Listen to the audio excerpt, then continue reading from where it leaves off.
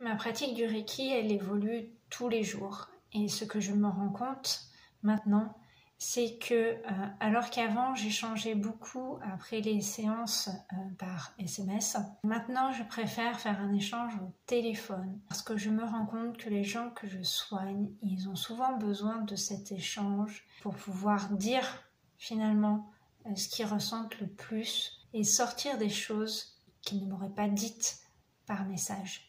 Je me rends compte que vraiment, je prends de plus en plus une posture de thérapeute, un thérapeute qui prend tout en compte et pas juste le côté énergétique. Évidemment, quand on fait de l'énergétique, on traite diverses choses, aussi bien physiques que mentales ou spirituelles. Mais ces échanges que l'on fait ensuite permettent d'approfondir les choses et parfois je me rends compte que finalement, la seule chose dont ils ont besoin, c'est de ça.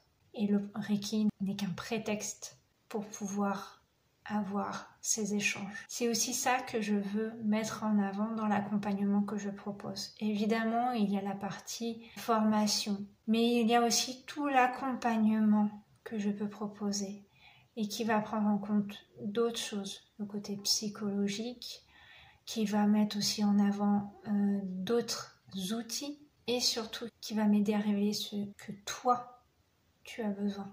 Pourquoi tu es venu me voir moi? C'est pour pouvoir révéler ta propre lumière. Donc c'est ça qui est très important. Ce sont ces échanges qui vont me permettre de mettre en avant ta propre lumière. Celle qui va te guider tous les jours. C'est elle qui va te permettre de garder ton énergie au cours de toute l'année.